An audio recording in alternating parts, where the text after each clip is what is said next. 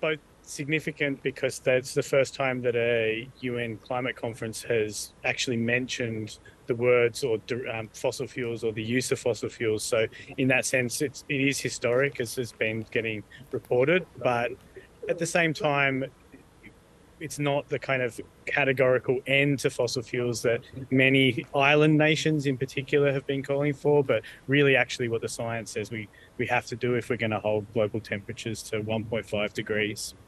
How accountable will countries be held to this, and what sort of time frame are we looking at in terms of the phasing out? Well, there's a clause next to the agreement that was just made that talks about 2050 as the timeline. So we're aiming towards a kind of net zero global emissions by 2050.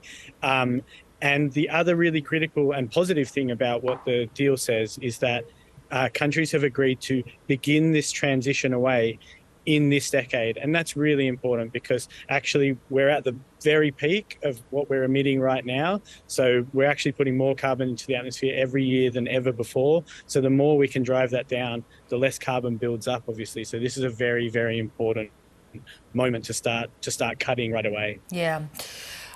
There was an agreement, though, on some form of carbon market. Where did things get stuck there?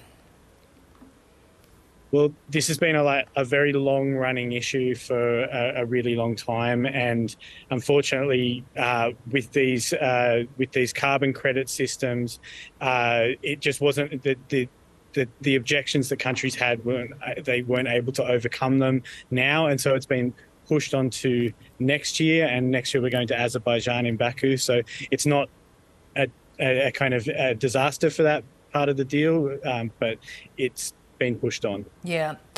You know, we spoke as this COP28, which seems to have really gone for quite a while now. And you were talking about just the sort of commitments to renewals and how this felt like an unstoppable thing. How would you rate the success of how that renewable energy sector presented itself here and is being taken up?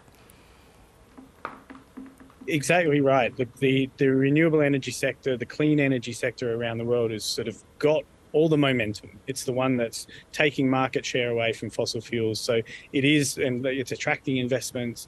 Fossil fuels have also had a moment recently where they've made lots of money because energy prices have been up. So we're in this real balancing act. And I think you kind of saw that actually in the result that we had, which was essentially right in between. There was a group of countries that were saying we want to declare the end to fossil fuels, and a group of countries saying we want no mention of fossil fuels whatsoever. And so we sort of came to, I guess, what reflects the reality of the world right now, which is that we're still very reliant on these fuels for 80% of our energy.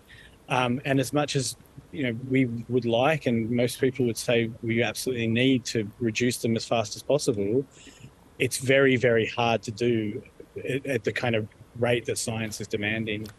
And not only science, but the replacement technology, the replacement power sources, are they going to be able to take up that huge percentage of energy production by 2050?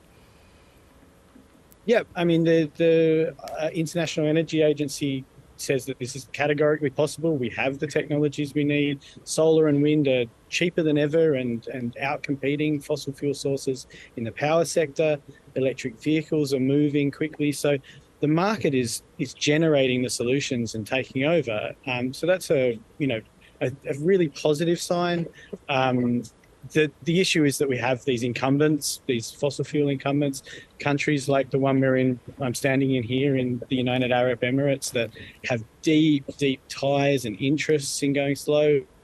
And also the big thing that emerged here was a lot of countries that are developing that say that like a lot of African countries that might have fossil fuel resources that they want to exploit came to this conference and said, well, actually, we would love to roll out solar energy and wind energy for our energy systems, but we are not being given the resources to do that by rich countries. So there was a big, big sticking point where, yes, the Saudi Arabians were blockers here, but actually a lot of other countries said, if we aren't given the money to do this, then we can't actually sign up to this deal. Yeah, so much still interdependent at this point. Really good to get your summation there, Carl. Thanks so much for your time. Thank you.